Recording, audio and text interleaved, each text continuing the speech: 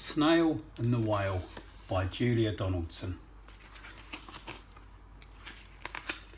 This is a tale of a tiny snail and a great big grey-blue humpback whale. This is a rock as black as soot, and this is a snail with an itchy foot. The sea snail slithered all over the rock and gazed at the sea and the ships in the dock. And as she gazed, she sniffed and sighed. The sea is deep and the world is wide. How I long to sail, said the tiny snail. These are the other snails in the flock, who all stuck tight to the smooth black rock and said to the snail with the itchy foot, "Be quiet, don't wriggle, sit still, stay put."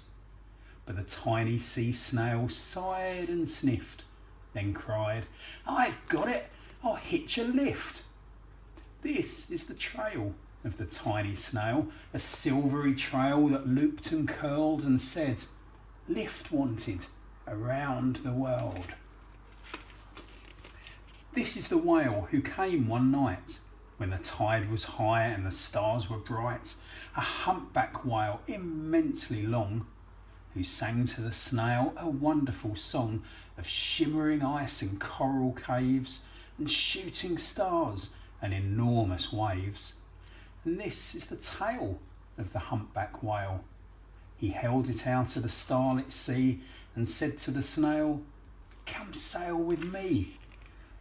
This is the sea, so wild and free, that carried the whale and the snail on his tail to towering icebergs and far off lands with fiery mountains and golden sands. These are the waves that arched and crashed, that foamed and frolicked and sprayed and splashed the tiny snail on the tail of the whale. These are the caves beneath the waves, where stripy fish with feathery fins and sharks with hideous toothy grins swam around the whale and the snail on his tail. This is the sky, so vast and high, sometimes sunny and blue and warm, sometimes filled with thunderstorm, with zigzag lightning flashing and frightening the tiny snail on the tail of the whale. And she gazed at the sky, the sea, the land, the waves and the caves and the golden sand.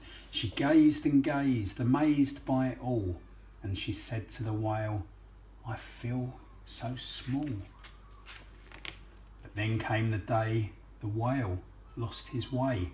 These are the speedboats running a race, zigging and zooming all over the place, upsetting the whale with their ear-splitting roar, making him swim too close to the shore. And this is the tide slipping away. And this is the whale lying beached in a bay. "Quick, off the sand, back to sea," cried the snail. "I can't move on land, I'm too big," moaned the whale. The snail felt helpless and terribly small. Then, "I've got it," she cried, and started to crawl. "I must not fail," said the tiny snail. This is the bell on the school in the bay, ringing the children in from their play. This is the teacher holding her chalk, telling the class, "Sit straight, don't talk." This is the board as black as soot. And this is the snail with the itchy foot. "A snail, a snail!" The teacher turns pale. "Look," say the children, "it's leaving a trail." This is the trail of the tiny snail, a silvery trail saying, "Save the whale."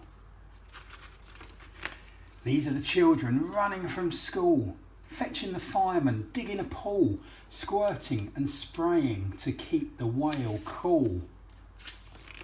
This is the tide coming into the bay.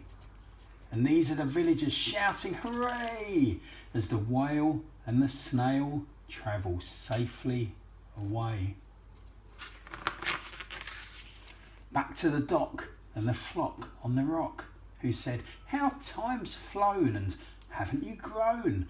And the whale and the snail told their wonderful tale of shimmering ice and coral caves and shooting stars and enormous waves, and of how the snail, so small and frail, with her looping, curling, silvery trail, saved the life of the humpback whale.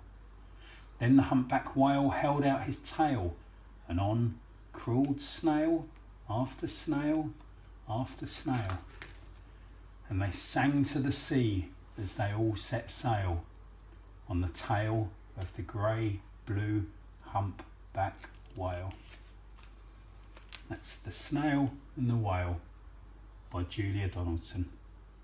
Good night.